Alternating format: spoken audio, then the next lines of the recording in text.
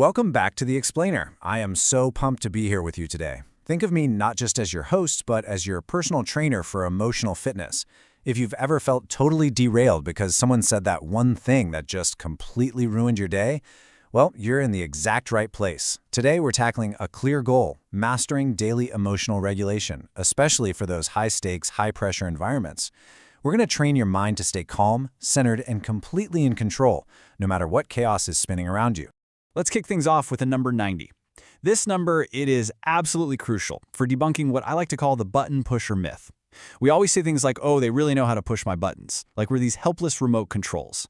But biologically speaking, the stress chemicals that create anger naturally flush from your system in exactly 90 seconds. That's the biological truth.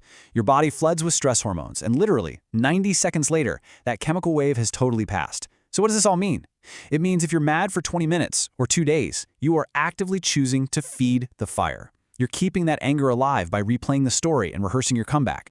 So, here's today's workout plan for your mind. We're hitting the 90-second flush, the observer self, the timeout protocol, the story stopper, compassionate distance, and finally, emotional leadership.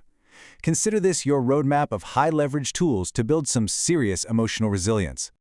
All right, number 1. The 90-second flush, and understanding the biological half-life of stress. Think of holding on to anger past that 90-second mark like having a smoke alarm blaring because you burnt some toast. Instead of just opening a window, you just keep making more burnt toast. You've got to learn to let the chemicals flush naturally, instead of manufacturing more smoke. And that actually brings us to a profound discovery by Viktor Frankl, an incredible thinker and concentration camp survivor. He realized a fundamental truth. Between every trigger and your response, there's a space. In that space lies your freedom. This, right here, is your choice point. In that absolute microsecond between a trigger hitting you and your reaction, that's where your true emotional freedom lives. Mastering this space, it's the difference between bouncing around like a reactive pinball and actually being the one controlling the game. Moving to phase 2 of our workout, master the observer self, which is all about watching emotions like passing weather. You see, inside you is a part of your mind that can actually watch your feelings from the outside without being swept away by them. It's essentially your ultimate emotional immunity. Okay, let's dive into this one. Here is the exact mental sequence to separate your identity from a rising emotion. Step 1. The trigger happens. Step 2. You consciously notice the physical change in your body. Maybe your heart rate spikes or your jaw clenches up. And step 3. You explicitly state in your mind, I notice this emotion arising. Let's look at how this plays out in the real world, say during a family conflict. Imagine your teenager dramatically rolls their eyes at you. Your automatic impulse? Get defensive, right? But instead, you activate your observer self and just say to yourself, I notice irritation rising. By intentionally observing the irritation, like it's just a weather pattern, you prevent yourself from getting hijacked by it. You are having a feeling, sure, but you aren't becoming the feeling. Next up, number 3. The strategic timeout protocol. This is a simple way to pause before reacting. It's an incredibly simple, highly effective way to manage your reactions during intense conflicts, especially with close friends or family members. Now, what's really interesting here is the stark contrast between these two actions. Over on the left, we've got running away. That's abandoning the situation out of avoidance or weakness. But on the right, we have a strategic retreat. And that is pure wisdom. It's stepping away temporarily to give your nervous system time to reset, letting your rational brain, your prefrontal cortex, come back online. You're not abandoning the conflict, you're just preparing to approach it way more skillfully. So here's a specific, powerful script you can use. Imagine you walk through the door, already stressed from work, and your spouse brings up a heavy, sensitive topic. Instead of snapping, you calmly use this timeout protocol. You say, this is important, but I'm not in the right headspace. Can we talk after dinner? A 5-minute timeout honors both the importance of the topic and your current emotional capacity.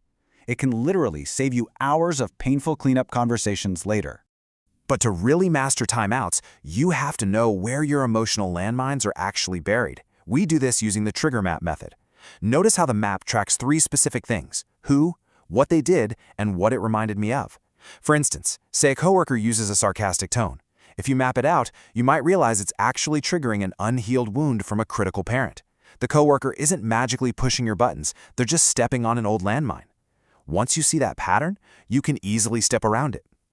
All right, Section 4. Rewrite with a story stopper, or breaking free from stressful interpretations. To do this, we absolutely must remember a fundamental truth. We don't experience reality directly. We experience our internal story about reality. And this brilliantly illustrates exactly how to be the editor of your own inner narrative. Step 1. You get a short, curt email from your boss. Step 2. Story A kicks in automatically. They hate my work and want to fire me. The result? Massive anxiety. But look at Step 3, Story B. You intentionally rewrite that narrative to, they're just busy and want to help me improve quickly. The result? Curiosity and gratitude. It's the exact same high-pressure workplace interaction, but an entirely different emotional experience, based purely on the story you chose to tell yourself. Next up is Section 5. Practice the compassionate distance, which means caring without carrying their drama. This is an absolutely essential relational boundary tool. It protects your peace around draining people, letting you care for them without carrying all their stress on your own shoulders. Let's break down what this really means. Compassionate distance is all about maintaining emotional boundaries while keeping your heart totally open. You can witness someone's pain and offer real support without absorbing all their stress. Think of it kind of like being a lifeguard. You eagerly throw them a life preserver, right? But you definitely don't jump into the rip current and drown with the victim. Burned out helpers help absolutely no one. So here's how you actually apply it. Let's say a friend is constantly venting about a bitter divorce, calling you every single day and dumping all that anxiety right onto you. To maintain compassionate distance, you pause, ground yourself, and calmly set a boundary. You might say, I really want to support you. Let's talk twice a week to really dig into this and focus on positive activities the other days. You see, boundaries act as gates where you're the gatekeeper. They aren't aggressive, isolated walls. They preserve your energy so you can actually be a good friend in the long run. And that brings us to our final phase. Section 6, your emotional leadership shift, moving from a reactive pinball to an intentional operator. This is where we take everything we've learned and shift our entire identity from being a reactive victim to a highly intentional operator.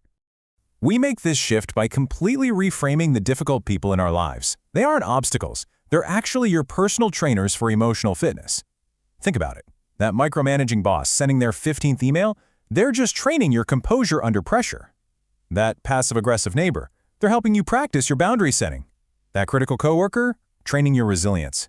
You're no longer a victim. You are a student utilizing every single interaction for emotional strength training. Professional leadership demands this kind of shift. Look, the people you admire, the ones who never seem bothered by anything, they aren't born with some magic superpower.